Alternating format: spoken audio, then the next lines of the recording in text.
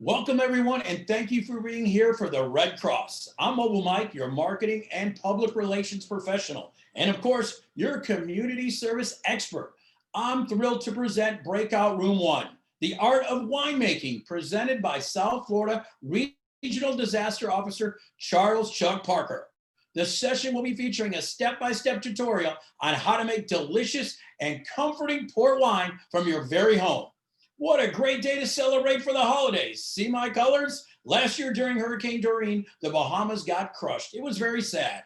But we teamed up with local, state, and federal government officials to bring much needed relief. All the supplies raised went to the Bahamas, and all the monetary donations went to the Red Cross. We raised millions. The Red Cross is always on the front line helping others. So please help them so they can help you when you need help. Call them anytime and make a donation at 1-800-RED-CROSS. Trust me when I say you're in for a treat.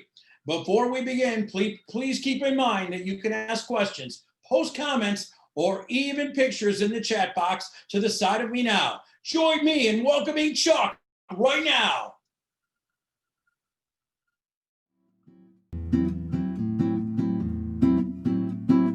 Thanks for that introduction. I'm grateful to be part of the American Red Cross. I'm part of this, call it a project here today. I am the Regional Disaster Officer for the South Florida region, and I can talk to you today firsthand about what I've experienced in disasters. Over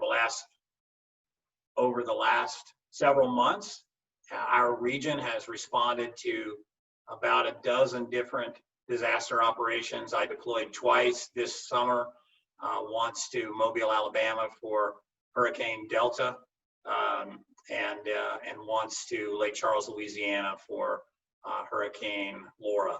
And the names have all run together this year. We've had several responses here in the region.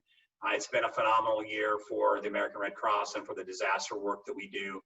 And I'm just glad to be a part of it. I'm thankful to you, the donors that make this possible. Without you, I'd be out there. I'd still be working pretty hard, but I'd have a lot less tools to work with and a lot less supplies to work with. And the work that we do is important work, and it's certainly you should feel a part of that mission. It's work that you do as well. I stood in line with folks and clients that had lost nearly everything. They had no power. It had been a few days in Lake Charles. It was hot and humid there, and I stood in lines with them outside of Herbs as they were getting the only hot meal they might have that day, and we just talked about things, and talked to a few of them that had rode out the storm. In fact, everybody there had rode out the storm. They had not yet allowed evacuees back in, and most all of them had the feeling that they weren't going to ride out another one, and then it was just weeks later, and they had another one. And Delta that I went to Alabama for passed within 15 miles, I think it was, of the first storm when Laura came through. And I can only imagine the devastation that was there in Lake Charles, because it was pretty well tore up when I was there. It was going to be a long time before power was restored, and we were there. The Red Cross was there. There were other partners there. We were working alongside them and providing services to people that had got up one morning and had no idea how bad their day was going to be, but they had pulled through, and a lot of them were upbeat. They were grateful for the work that we were doing. They were thankful for the food that we provided, and in some cases shelter that we provided. And it's just great to be able to work with the organization and do that type of work. This particular year, it's been great for job security. The number of disasters that has hit the country between the wildfires on the West Coast and the number of storms that have impacted the Gulf and those that have impacted us as well has made it has created a lot of work for us, and it's work that I love doing, and I think the team that works here in South Florida, both paid staff and volunteer, loves doing and loves being able to help folks. And so just thanks to you as donors for helping provide for our communities. And with that, I'm going to talk today about a subject that has nothing to do with disaster, although I have had a few wine disasters. I'm going to talk about home winemaking, and I've got I drug out all my equipment, and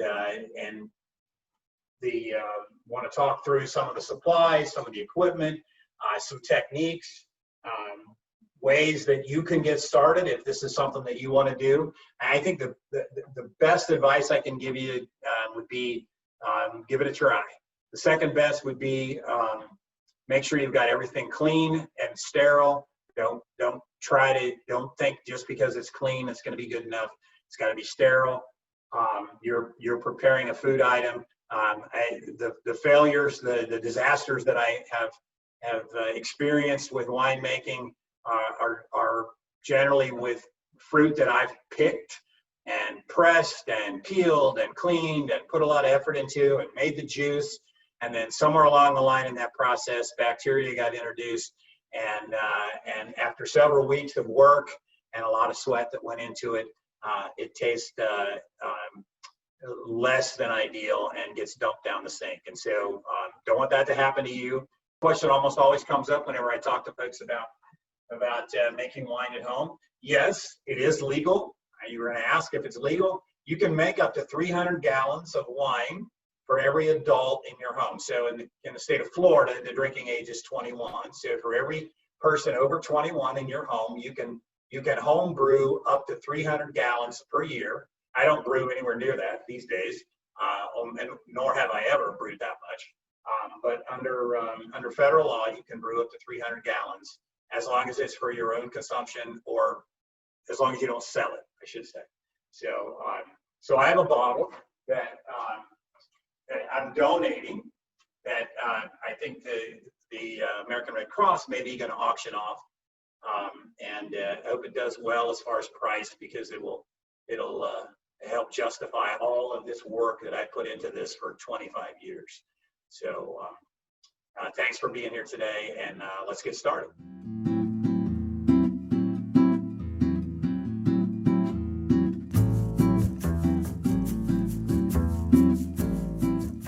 So first of all, let me just talk about what got me into winemaking, and it goes back 25 years. I was working in Guam as the director of operations for the newspaper there. I worked for Gannett for 13 years.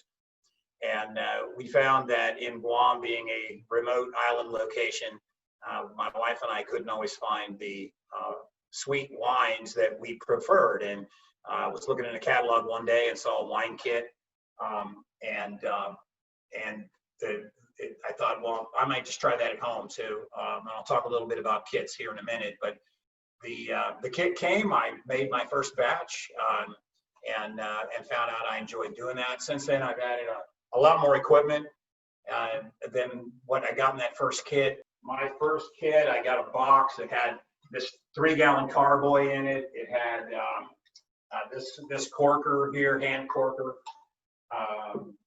some corks, and the various chemicals that you use: yeast, stabilizers, metabisulfite, which you can use to sterilize your equipment, and you can certainly start that way with a kit.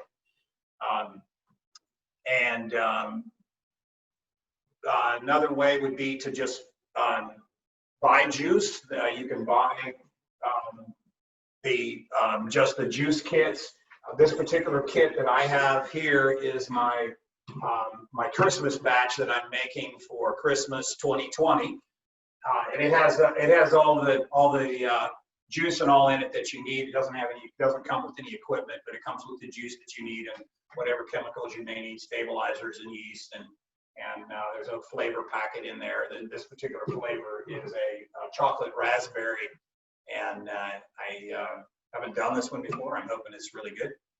The batch that I did last year was a straight port wine. Didn't have any added flavors. So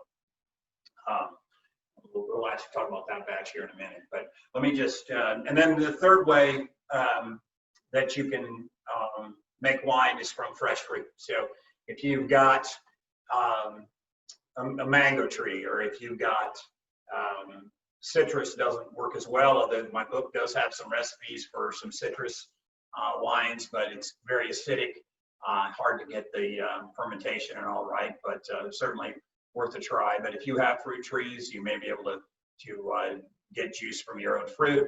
We have a large lychee tree in our yard, and I've tried getting the lychee juice, which is why I bought the fruit press, was for the lychee juice. I have yet to get a successful batch of lychee wine. Making wine directly from fresh fruit is difficult. Keeping the chemical balance correct is difficult. Keeping all of your equipment and the juice and all sterile so that you don't introduce any bacteria that can cause problems with the brewing is also difficult. So I don't recommend you start out with fresh fruit. I have been successful on a couple of batches, but I'd have to say I fail a batch more often than I'm successful with a batch with fresh fruit. But I'm ever hopeful that I'll master that someday, maybe when I have more time to put into it. But you know, as far as equipment goes, I've got a colander here that I've used to press out juice before. My fruit press here, it's all stainless steel. It can all be sterilized. Press the fresh fruit, juice comes out, and then you start with the fermentation process. So I have a primary fermenter here. It's a 6-gallon food grade jug. It has a small bung hole in the top of it that's used for the bubbler. The bubblers, and I have a few of these, a couple of different styles, but you fill this with sterile water, and it acts as an airlock, and the CO2 will come out of the bucket, and the oxygen will not go back in. So, and that's exactly what you want. So you have to let the pressure off, which is the CO2 bubbling from the yeast. Yeast, when it ferments, produces CO2, and the yeast, when it eats sugar, it produces CO2 and alcohol, and so the CO2 gets expelled off as a gas and passes through the airlock, and that's what you do in your primary fermenter. And then you've got carboys, which I would typically siphon the juice out of the primary fermenter into a secondary fermenter into one of the carboys. That may take a week or so. I think the key part is you might want to make sure that all the equipment is sterile, and so there's various sterilizers that you can buy. I use a one-step. It's a powdered oxidizer. You mix it with water. It has no flavor in it. You can also use metabisulfite. You can't use chlorine. Chlorine is poisonous, and it also can make some bad flavors if you don't get the chlorine all rinsed out. So, and metabisulfite, it also works as a sterilizer, but I like the one-step. It's an oxidizing solution that works very well. So, in order to siphon, you got a racking tube. The racking tube has a fitting on the bottom of it that keeps it from siphoning the bottom, the yeast off of the bottom, the must it's called, which is the dead yeast that is sank to the bottom of the carboy, and then you siphon that off into another carboy and let it sit again a few more days or weeks sometimes to get it till the alcohol level has raised to a high enough level that it kills off any new yeast that forms, and you have a stable wine. You also have stabilizers that you can add to it to kill the wine, or kill the yeast, I'm sorry, before if you have a reason that you want to have maybe a lower alcohol content. I usually go with a port or a sweeter wine, and you're actually wanting to drive up the alcohol content. So you may rack it 3 or 4 times, adding sugar each time. That kills off the weaker yeast, and the stronger yeast continues to survive until eventually the alcohol level gets high enough that no yeast can survive. I've also done ports and dessert wines where I've supplemented the alcohol, usually a flavorless alcohol like vodka. Sometimes I'll use a good brandy to blend with the dessert wine or the port in order to drive up the alcohol content. I like that particular style, and so that's generally what I'll make. The other equipment, just miscellaneous equipment, I've got a large spoon here, and it's really more about the back handle of the spoon because it's flat on the back handle, and I can put it in the throat of a carboy and stir this around if I've added chemicals to it. Also, for cleaning purposes, I have a special brush that I bought to brush out the carboys, and then I typically take the carboys outside and hose them out. I do have a fitting here. Previous house that we had where it was better designed for wine producing. We built a house and actually designed a room as part of the laundry room where I made the wine. But I have it's a particular washing device that you fit onto like a laundry sink, and the valve closes and you can run hot water through it and actually squirt water up into the carboy at high pressure and scrub out the bottom of the carboys. So obviously the whole goal in all that is you're trying to make sure that all of your equipment is as clean as possible, and then you sterilize it using the one step. So powder mixed into the water, and then you just I'll put some in the carboys and rinse it around in order to sterilize the carboys. I'll do the same thing in my primary fermenter in my bucket. I do the same thing with the fruit press and other equipment in order to make sure that everything's sterile. Any chance for introduction of any bacteria is not a good thing. So want to try to eliminate that as much as possible. And then there are clarifiers that you can add so that the wine isn't cloudy. I found an easier way. Was actually given as a gift a wine filter. The filter itself, you have paper pads that go in between plastic plates. You run the wine under pressure. There's a pump attached to it, and you run the wine under pressure through that filter, and it'll come out crystal clear. And so I also received as a gift what's called a hand corker, and it actually grabs the outside of the bottle with this spring here. You pull it down, and the cork is forced into the bottle. Very easy. Anybody can do that. And then to dress out the bottle, there are these, they're called shrink capsules that you slide over the end of the bottle over the cork, and then I heat them with a heat gun, and they just shrink tight around the bottle. So that's kind of through the process. Storage, you want to store the wine on its side. Make sure that the cork stays moist. I don't use synthetic corks. I've tried them, and they're okay, but I don't know. I guess I'm more of a purist, and I want a cork.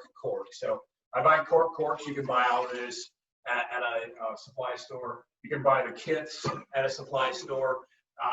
This particular supply store where I buy equipment and supplies in Fort Myers has a club type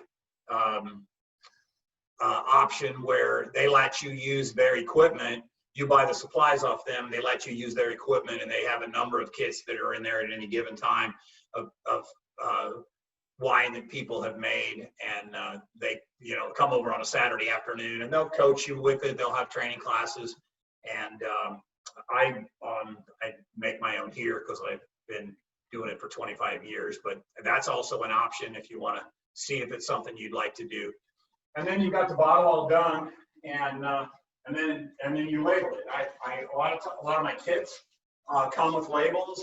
I don't use them usually. I usually make my own label, and you just can attach the labels with some kind of a glue, and that's one of my finished bottles from last year. This particular bottle is I'm going to donate to the cause, and if you're interested in trying the wine, bid on the bottle, and it'll be yours. So I know probably maybe questions. You know, there's a lot of information on the internet, and certainly I'd be open to talk about it and you know, talk you through some of the process. I wouldn't really consider myself an expert, but I have made some mistakes and learned some things along the way. And but one of the things I've learned is, you know, I've learned what I like and the type of wine that I like, and I think that's kind of where you start, is what kind of wine do you like? Your friends may like it as well, and they may, maybe they don't, maybe they like a different kind. But for me, I like a sweeter wine. I like it as a dessert wine or a port after dinner, and I hope you were able to enjoy some yourself. So thanks for listening today. You know, I thank you for your support for the American Red Cross and the work that we do out in the communities and the work that you allow us to do. So cheers. Thank you.